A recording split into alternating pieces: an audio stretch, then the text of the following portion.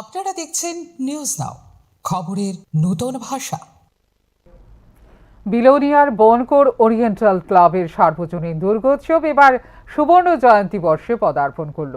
রথযাত্রার পূর্ণ লগ্নে উলুধ্বনি, শঙ্খধ্বনি ও ঢাক বাদ্যের মধ্য দিয়ে খুঁটি পুজোর আয়োজন করা হয়। মুহুরী নদী থেকে গঙ্গা আনয়নের মাধ্যমে মণ্ডপ নির্মাণের শুভ সূচনা হয়। পুজো কমিটির সম্পাদক বিজয় বিশ্বাস জানান, 50তম বর্ষের দুর্গোৎসবকে স্মরণীয় করে তুলতে এবছর প্রায় 25 লক্ষ টাকার বাজেট রাখা হয়েছে। পুজো উপলক্ষে বিভিন্ন সাংস্কৃতিক ও সামাজিক কর্মসূচিরও আয়োজন করা হবে।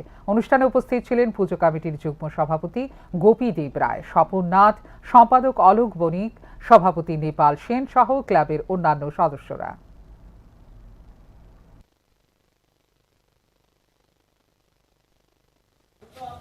এই রথযাত্রা উপলক্ষে আমরা প্রত্যেক বছরে কাঠামো যাত্রা ও কুটি পূজার আমরা অনুষ্ঠিত করি।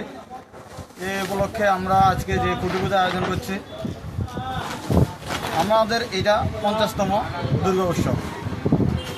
এই 50তম দুর্গা উৎসবকে কেন্দ্র করে আমরা অনেক আয়োজন আছে। আমরা ধীরে ধীরে আপনাদেরকে আমরা অবগত করব। ক্লাব প্রেসিডেন্ট আছেন, পূজা কমিটির প্রেসিডেন্ট আছেন, পূজা সেক্রেটারি, ক্লাব সেক্রেটারি আছেন।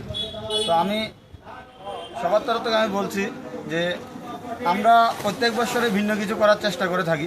এই বছরও তারও ব্যতিক্রম নয়। পুজো তো মূর্তি, প্যান্ডেল, লাইট এবছরও কলকাতার। গত বছরের থেকে এবছর আরও অনেক বেশি আমরা বাজেটের পুজো করতে যাচ্ছি। আমাদের বাজেট ন্যূনতম 25 লাখ টাকা। তো আমরা চাই যে মানুষকে, যে বিলোনিয়াবাসী ও ত্রিপুরার আপামর জনগণের কাছে অনুরোধ করব যে এই বছর আমাদের যে 50তম দুর্গা উৎসব, ওইটাতে যাতে সবাই উপস্থিতি থাকেন।